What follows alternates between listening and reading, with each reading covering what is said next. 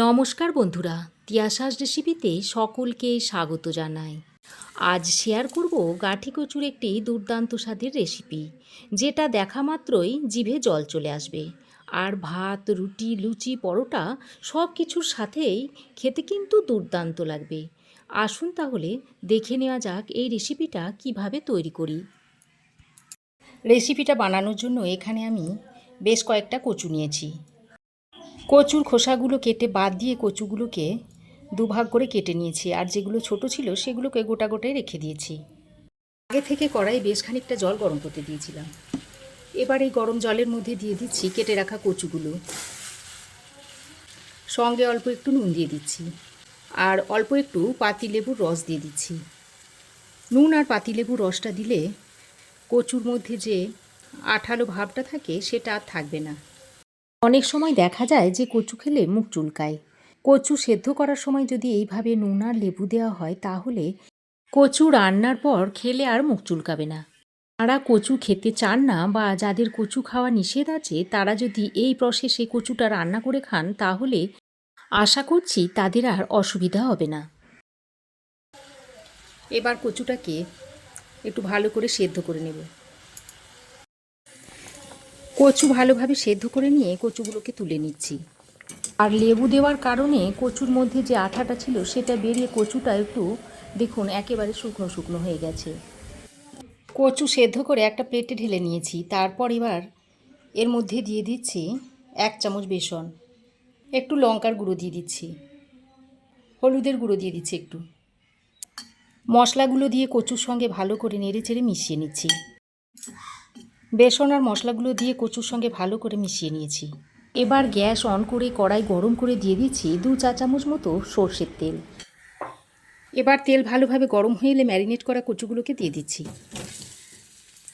তারপর তেলের সঙ্গে নেড়েচেড়ে কচুগুলোকে ভালো করে ভেজে নিতে হবে। বন্ধুরা, কচুর রেসিপি তো আপনারা অনেকভাবে খেয়েছেন।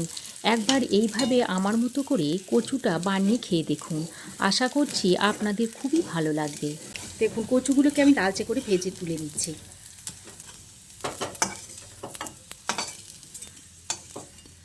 কচু ভেজে তুলে নেওয়ার পর ওই কড়াইয়ে আরও 2 চামচ সর্ষের তেল দিয়ে দিচ্ছি।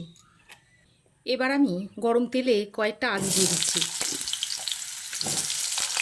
আলুর মধ্যে অল্প একটু নুন দিয়ে দিচ্ছি, আর একটু হলুদের গুঁড়ো দিয়ে আলুটাকে ভেজে নেব। ভাজার সময় যদি এইভাবে একটু নুন দিয়ে ভাজা হয় তাহলে আলুটা তাড়াতাড়ি সেদ্ধ হয়ে যাবে। বেশ খানিকক্ষণ সময় ধরে লো টু মিডিয়াম ফ্লেমে আলুটাকে বেশ লালচে করে ভেজে নেব।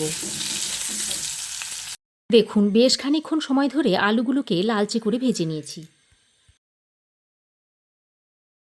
এবার আলুগুলোকে তুলে নিচ্ছি।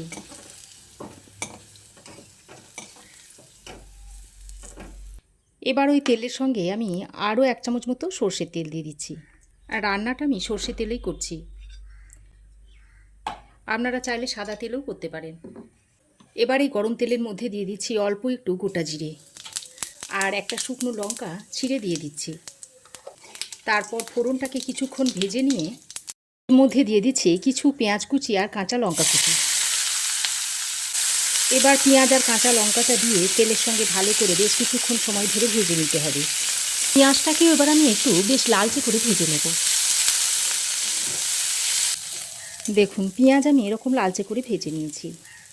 এবার এর মধ্যে দিয়ে দিচ্ছি 1 চা চামচ আদা বাটা, 1 চা চামচ দিয়ে দিচ্ছি রসুন বাটা, ধনে গুঁড়ো দিচ্ছি 1/2 চামচ, জিরে গুঁড়ো দিয়ে দিচ্ছি 1/2 চামচ, রঙের জন্য দিয়ে দিচ্ছি হলুদের গুঁড়ো 1/2 চামচ, আর দিয়ে দিচ্ছি কাশ্মীরি লঙ্কার গুঁড়ো।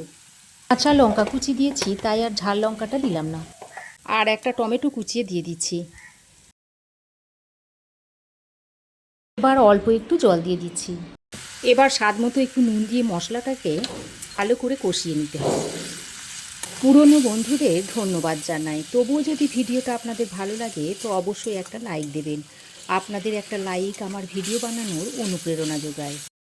এখন সব কিছুকে একসঙ্গে ভালো করে নেড়েচেড়ে মিশিয়ে নেওয়ার পর মশলাটাকে বেশ খানিকক্ষণ সময় ধরে বেশ ভালো করে কষিয়ে নিতে হবে।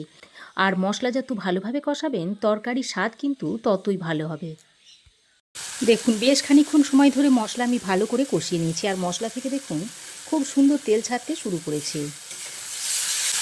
এবার এই পর্যায়ে আমি ভেজে রাখা আলু ও কচুগুলো এর মধ্যে দিয়ে দিচ্ছি।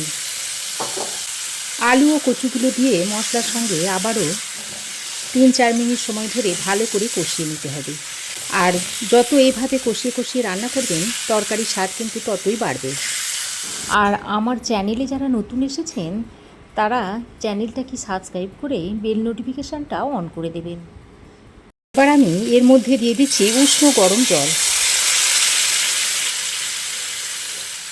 পরিমাণ মতো উষ্ণ গরম জলটা দিয়ে সব কিছুকে একসঙ্গে ভালো করে নেড়েচেড়ে মিশিয়ে নিচ্ছি। তারপর ঢাকা দিয়ে 4-5 মিনিট মতো রান্না করে নেব। দেখুন 5 মিনিট পর আমি ঢাকাটা খুলে নিয়েছি। এবার দেখে নিতে হবে আলু আর কচু ভালোভাবে সেদ্ধ হয়েছে কিনা। দেখুন কচু ভালোভাবে সেদ্ধ হয়ে গেছে আর আলু দেখুন ভালোভাবে সেদ্ধ হয়ে গেছে। আর এইরকম একটু মাখো মাখো রাখবো তরকারিটা। এবার আমি স্বাদের ব্যালেন্সের জন্য অল্প একটু চিনি দিয়ে দিচ্ছি, অল্প একটু গরম মশলার গুঁড়ো ছড়িয়ে দিচ্ছি, সব শেষে কিছু কসুরি মেথি উপর দিয়ে ছড়িয়ে দিচ্ছি। আপনারা চাইলে এখানে ধনেপাতাও দিয়ে দিতে পারেন। তারপর আবারও ভালো করে নেড়েচেড়ে মিশিয়ে নিয়ে ঢাকা দিয়ে আরও কিছুক্ষণ স্ট্যান্ডিং টাইমে রাখার পর সার্ভ করে দিচ্ছি। এবার ঢাকাটা খুলে এই তরকারিটা আমি সার্ভ করে দিচ্ছি। দেখতে কতটা সুন্দর হয়েছে আর কতটা লোভনীয় হয়েছে দেখুন। তো এইভাবে আপনারাও একবার বাড়িতে বানিয়ে দেখবেন, তারপর কেমন হলো কমেন্ট করে অবশ্যই জানাবেন। আশা করছি আমার এই আজকের গাঠি কচু রেসিপি আপনাদের খুবই ভালো লেগেছে। ভালো লাগলে একটা অবশ্যই লাইক করবেন আর বেশি বেশি শেয়ার করার চেষ্টা করবেন। পাশে থাকা বেল আইকনটা অবশ্যই প্রেস করে দেবেন, তাহলে আমি যখনই কোনো নতুন ভিডিও আপলোড দেব সর্বপ্রথম নোটিফিকেশন আপনার কাছে গিয়ে পৌঁছাবে। আর চ্যানেলে যদি নতুন হয়ে থাকেন তো প্লিজ চ্যানেলটাকে সাবস্ক্রাইব করার অনুরোধ রইল। আজ এ পর্যন্তই, আবার দেখা হবে নতুন কোনো রেসিপি নিয়ে নেক্সট এপিসোডে। সে পর্যন্ত ভালো থাকবেন, সুস্থ থাকবেন। ধন্যবাদ।